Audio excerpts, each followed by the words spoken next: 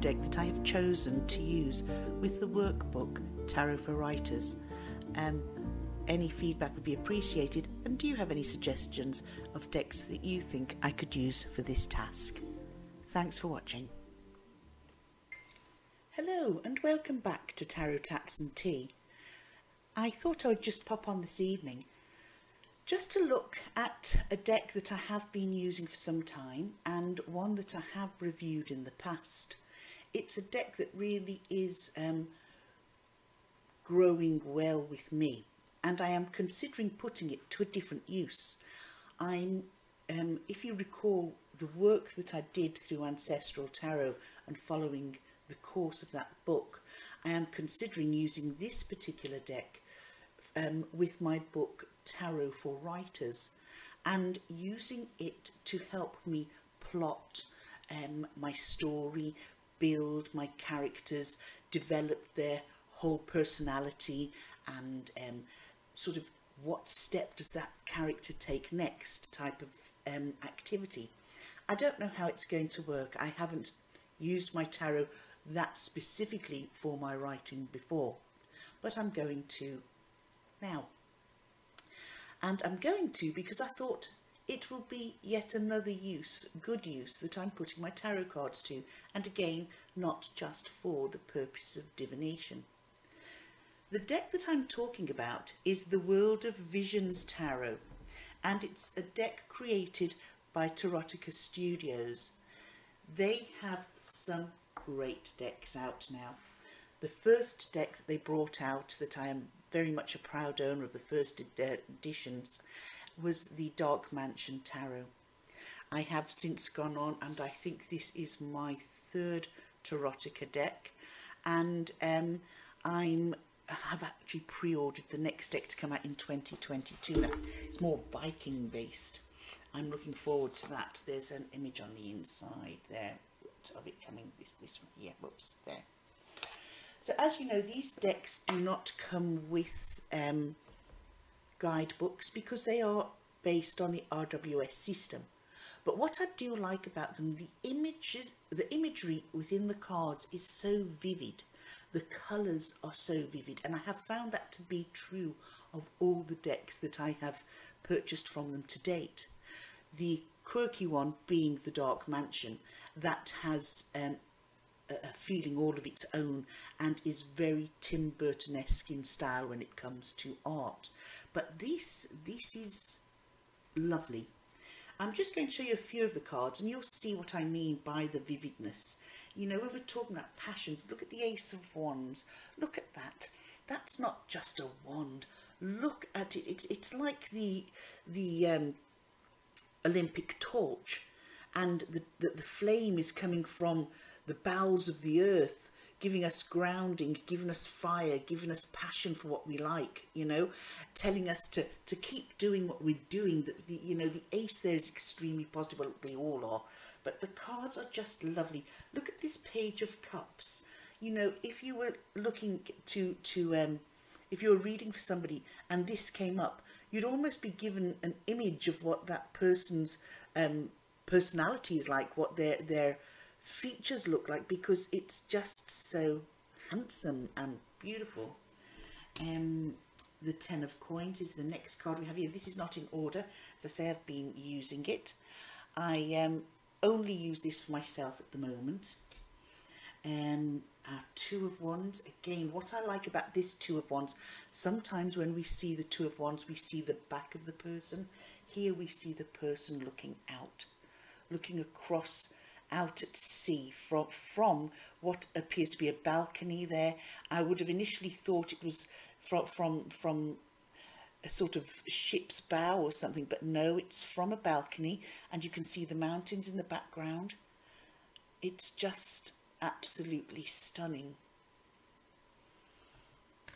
The Eight of Cups. Now, the Eight of Cups, sometimes when I see this card, depending on the decks, I can sometimes be left with a feeling of sadness, because for me, this is when something hasn't quite worked out, and you know, whether it be relationships, whether it be jobs, whether it be projects, whatever it is in our life, and it's something that hasn't quite worked out, and it's time for us to say, do you know something? It's time to walk away. time to just walk in our own direction, leave the negativity behind, and let's just get rid of all the baggage and go and follow my own path. But this card was also a card, and I feel that this is why it can sometimes give me that feeling of sadness, is that sometimes this, when I would read for myself when I wasn't well, sometimes this would come up and it would be, well, what is it I'm walking away from? I'm walking away from good health, because at the time I was, you know, going through a lot of treatment, and I would think to myself, is this telling me that, you know, it's time for me to say bye-bye? But no, for me, it was telling me, walk away from your current lifestyle. There's far too much negativity. Follow that new moon, follow that light, be you. You don't need to be the party animal, you don't need to be the one drinking your pals under the table and, you know, being the life and soul and all gregarious and loud. That contributed to my ill health. It's change your life. Be the person you used to be, where you didn't feel you had to impress people, or you didn't feel that, you know, you had to be the life and soul. Go back to your books. Granted, I would work hard and I would play even harder, and this was telling me that that time had come to an end and that I needed to move on. And just like there's that beautiful, brilliant new moon there, I had to make a beautiful and brilliant new life for me. And with that walking away, there is a level of sadness, because maybe our head is telling us, yes, this is what we have to do, but our heart is saying, well, do we really want to? And it's cutting ties that, you know, possibly kept us in a place that we were not meant to be. And it does have a level of sadness, but behind that, or if you dig that little bit deeper, it's not sadness at all. It's an opportunity to be you, for me to be me, and see life for me as it should be. And now here I am. Okay, I'm retired. I live a much, much quieter life, and I am much healthier. So that card was really giving me the kick in the posterior that I needed. I think the star card is beautiful. The star card is beautiful. And just to add, it wasn't this particular deck that I was using then, because this deck had not been created at that point, but that was the card. The Eight of Cups was the one that was stalking me at the time. So I just think that is a beautiful star card. And the looks of the characters in this deck, and the whole vibe that comes with this deck, is one that is saying, it's so pictorial, it tells so many stories, that this would be ideal for building of characters, for giving you an insight into what your character's personality might be, and for actually just saying, do you know something, I think you're making the right choice. You know, look at that beautiful Ten of Cups. Doesn't that just scream loving family, support, everything just working out well? I love the Two of Cups. I think it's very, very beautiful. But, you know, it's okay me saying I love the Two of Cups, I love this, I like that. The entire deck is stunning. And this deck is the World of Visions Tarot, okay?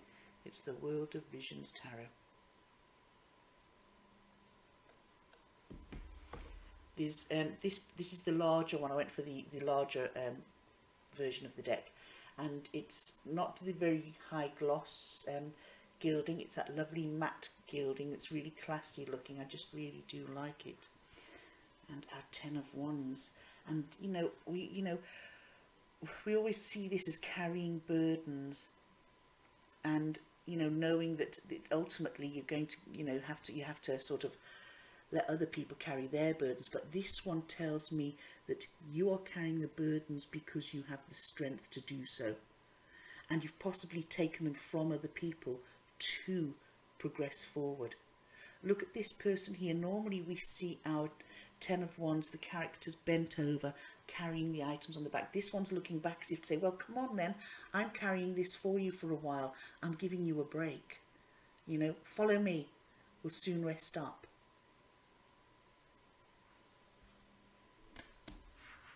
Our King of Wands, impressive. He really is an impressive looking guy. It really is a gorgeous deck, isn't it? Our Eight of Swords. I love their Eight of Swords. The Eight of Swords in the Dark Mansion is another stunning card. It really is. Temperance. Look at that. The two colours, it's almost like ice and fire. It's light and dark, it's cold, it's warm, it's dance and flight, it's everything. I'm going to just move these on a little bit here. We're going through all these. Oh, now here's one that I like. They're Eight of Coins. I just love the Eight of Coins. Someone really busy at their craft.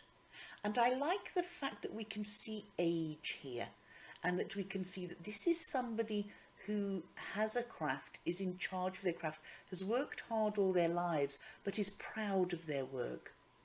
Yes, they have to work to make a living, but they've mastered their skills to the point that they're working hard enough to now be the master craftsman, to be the teacher of those coming behind. And the Strength card, look at that. And again, we have the light and dark. You know, we've got the innocence of the white gowns, but look at the haughtiness on her face. Look at the animal that's representing strength, the Black Panther. And that's the inner beast, the inner feelings of this woman, that don't be fooled by this look of beauty and classiness, because inside there is a beast. Inner strength that knows no bounds. The Queen of Swords is a lovely card too. Look at that. Beautiful. Absolutely beautiful. No nonsense lady. She'll tell you as it is. Let's see. The Lovers is very interesting. I actually quite like this Lovers card. Here we go. It's almost that, you know, they're it gives you the effect that they're in a church, but it's almost like it's an illicit love, that it's hidden, that it's, you know, it's like, look at the torn curtains in the window, up here in the stained glass window at the top. Is it torn curtains or is it people? I can't tell actually. I need to get my glasses. I have had new glasses, but they're still not, don't seem to be strong. Oh, they're people, sorry, they're people. I can see it better on camera than I can here. But there again, torn curtains. The Death card is, whoa. Look at the Death card. That's some Death card, isn't it? That is all about change. Look at all the holes in the skull. You know, it's very strange. You've got the body of a man, muscly, strong, the head of a corpse, and it looks like the crown of thorns that Jesus would have had when he was crucified. But we have chains here, and chains don't really fit well for me with the Death card, because death is not, you know, chaining you down. It's, you know, it's a change. Whether, if this is sort of a metaphorical death, that things are going to change for the good, that what's going to happen, it might be something you didn't expect, but it's something that's come to an end. It could be the release, the chains there could be that this change is going to release you from the ties that bind. And what could those ties be? They could be, you know, you could be looking at changing a job, you could be looking at changing a house, you could be looking at changing a relationship, changing anything. but on the very rare and odd occasion, releasing you from this mortal coil too, in the sense that, you know, is ill health chaining you down? Is it now time to say, time to slip through that veil? And I know that the death card does not necessarily mean physical death, but on the rare occasion that it can do. Particularly if you're reading for yourself and you know that you know somebody has terminal illness, that you know that it give you a heads up that this is going to be coming to an end fairly soon. The Hermit card. Look at that. That's just beautiful. I love this Hermit card.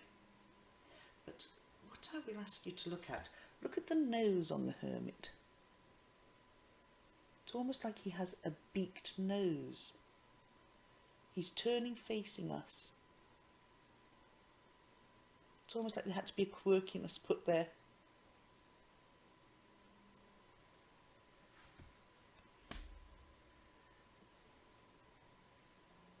The Five of Cups. You can feel that card. So yes, this is a stunningly beautiful deck. I love all the aces in it. The Ace of Swords we have here now. Look at that one there. Is that a beautiful Ace of Swords?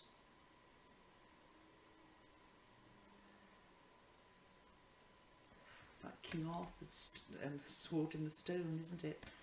Let me see any ones that actually stand right out. There is one particular card. Is it? No, it's not this deck. Sorry, I'm thinking of another deck. The Hanged Man. Now this one is different. And look at that. The Hanged Man is caught in a spider web. And look at that spider not quite facing the victim, caught in its trap. The victim there has wings. It's a winged beast, a winged individual. Having to look at things from a different perspective. This one's being forced to look at things from a different perspective. My Hanged Man cards, I read them quite differently. If some look like they've just got their foot hooked over a branch and they're hanging upside down, then they're sort of taking the option, they're taking the choice to step back and look how they can overcome an issue.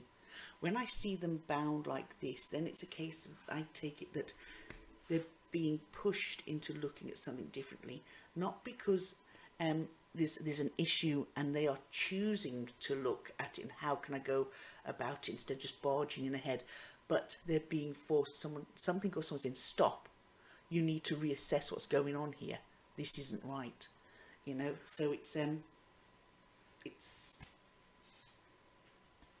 oh, I suppose all swings and roundabouts, we all read things very differently.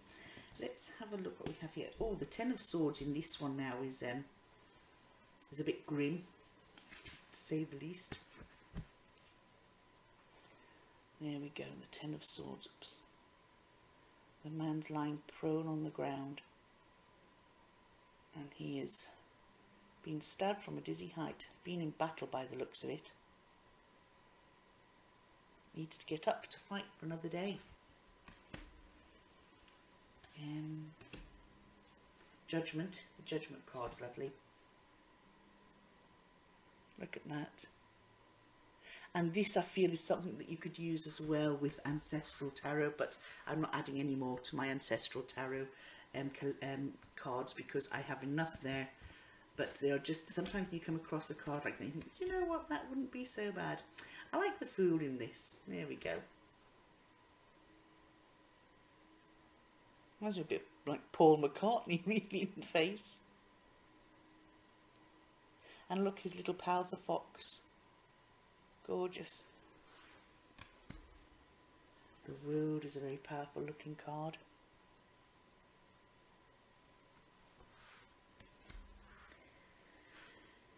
Yes, our Three of Swords is quite different. It's piercing a wooden heart, but then you've got the blades going through her heart too.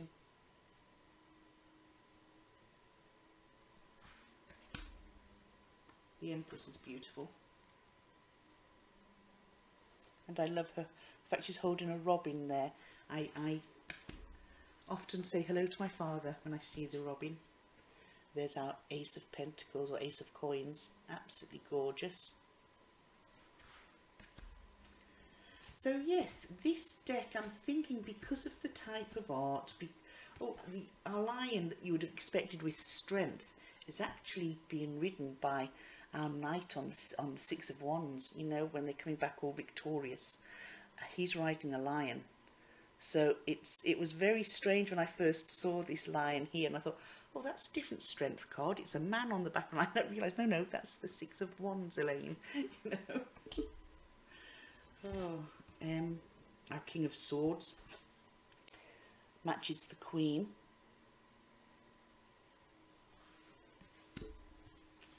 Our Magician looks a bit like a storm, doesn't it, going on there with his books, brewing up a storm. Let's have a look what we've got here. The High Priestess. That's lovely. The High Priestess in this particular deck also has hermit vibes.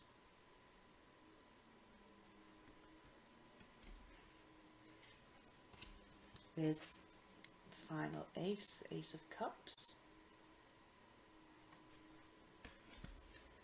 So with the vibrancy of the deck, with the type of imagery, the type of sort of photograph type pictures of the characters, I thought it's very, very clear and it's almost picture book like.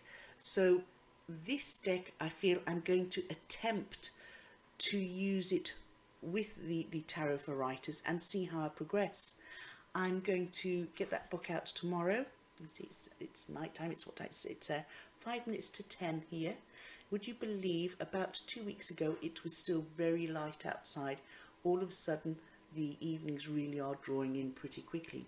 So my evenings, my darker evenings, will be spent more up in my tarot room doing this sort of activity through the winter months. And as I go through them, as I progress through the book, I will be sharing bits and bobs with you. I would like your opinion on this particular deck. Do you think that I'm right in choosing this deck for this particular task? We've got the Five of Coins here, and that very much reminds me sort of Hansel and Gretel in the house in the woods. There's aspects to this that just puts story images in my mind. Look at our tower here, you know, and that's like, what was that film? Not The Deep, something 40 Fathoms Beneath the Sea or something like that. I can't remember the title, but that would, you know, the Moon card. Now, the Moon card in this is very different. Look at that. You know, you can see there's the two faces there, but then look in the hand, she's taken the mask off, revealing the unpleasant side to her after dark. You know, there's a dark side, there's an unpleasant side, there's a side that you wish she'd kept her mask on, and something that, you know, that's you know, you're seeing two sides of a person. What did they say? Sort of street angel, house devil type of thing. And justice is different. Here we go. Justice appears to be swallowing the sword of Damocles. And here we have our devil. Our devil is, wow. Look at the cloven hoof.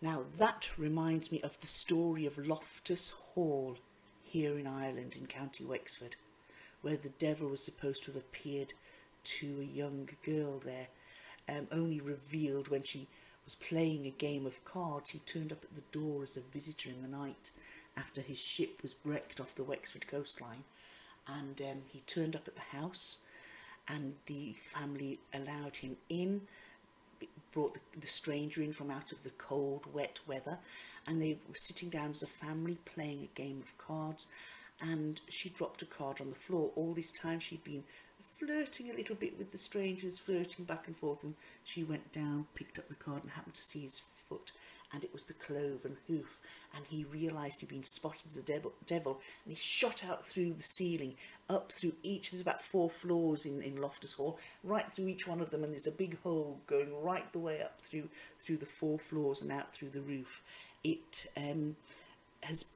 it's a house that has a very sad story. She apparently sort of went as batty as bats in the belfry, and she ended up very sadly, you know, confined to a room in which she died. Convents took over, you know, there were different things that have taken over this house over the years. It's never ever had good luck. It's one you can visit now. It does have sort of haunted tales, but this card is very much in keeping with the description of the devil that appeared at Loftus Hall, only he was, you know, dressed as a man with the cloven foot. Look at the gloved hands, look at the horns, look at all the skulls that have been devoured. Wow, a very, very powerful devil card there. So yes, these are the cards that I feel are very book-like. See how that one card could elicit a tale, could elicit a story. Although it's not my own story, that's the tale of Loftus Hall. There are aspects to these cards that fire the imagination up when it comes to story writing, or storytelling, story relaying, retelling, poetry. You know, it's a deck that I think will be pretty good for the task. I don't know what you think. Don't hesitate to let me know. Keep the comments kind. And yeah, that's it. The World of Visions Tarot, and that's the beautiful big chunky deck. And we're going to see how we get on with that when it comes to writing stories. And just before I go, I'm not going to keep you any longer now, backtracking to the last video I did on teas, and I was talking about the Blue Lotus tea, and I said I would come back and let you know if it does actually help you sleep. I can confirm it definitely does. After doing that video, I decided I'm going to actually put this to the test.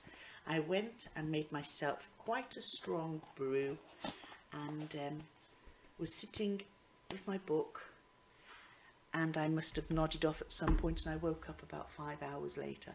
So yes, it helped me sleep. My body must have needed it, but the tea does relax you enough to help you sleep. So on that note, folks, I'm going to go now and get ready to hit the hay myself. Take care, enjoy whatever you're doing, and I'll see you all soon. Good night now.